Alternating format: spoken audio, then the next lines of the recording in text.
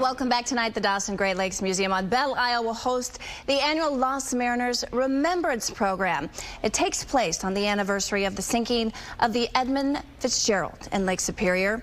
Here to tell us more about the ceremony, Jeremy Dimmick. He is the Director of Collections at the Detroit Historical Society. And Jeremy, I think with all of the beautiful things and jewels we have in Detroit, that the Dossin often gets overlooked, and it's really an incredible place to come and bring the family.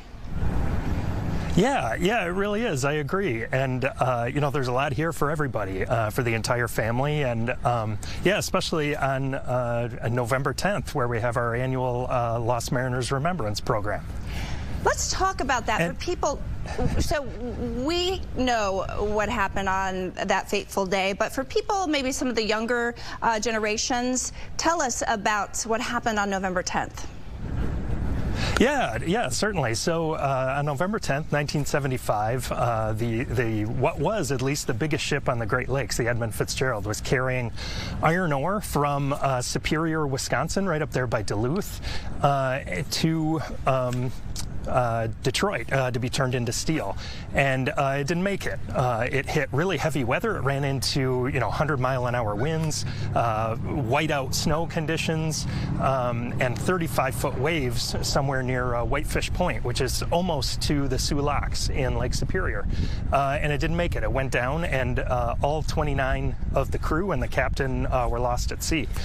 So our Lost Mariners event really commemorates that, the lives lost on that ship, but also the literally tens of thousands of lives that have been lost on the Great Lakes over the last couple of centuries. Why is it so very important that you remember this date and all of those lives lost to share with our future, so that they remember what happened and how we've evolved over the years?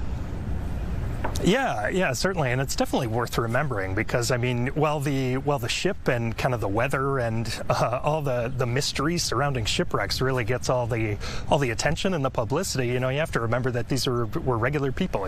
29 crew members is just a number, but it's 29 lives affected, 29 families affected, and all of that.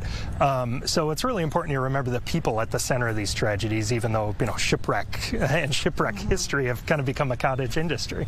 Absolutely. Well, walk us through what's going to happen this evening. I think we've heard that the event is sold out, but we can still watch online? Yes, definitely. You can watch online through our Facebook Live. And yeah, the event is sold out, but it's going to start with a lantern vigil here I'm standing in front of the bow anchor, actually, for the Edmund Fitzgerald. On its way up to Lake Superior the year before it sank, it actually dropped its bow anchor in the Detroit River. And it was recovered in the 1990s and then put on display here at Belle Isle. So this kind of serves as the centerpiece of the Lost Mariners Remembrance. And there'll be performances, there'll be a lecture by our curator emeritus about the 1871 disasters, which marine historians have said is the year of 1,000 disasters, 1871, 150 years ago also. So again, getting back to, kind of all Great Lakes history in totality, as opposed to just the Edmund Fitzgerald, even though it's kind of the reason for the event. Absolutely. Well, we will tune in tonight at 6 o'clock on your Facebook page, and thank you so much for all you do to keep the memory of these brave mariners alive. Yeah, thank you very much. We'll be right back.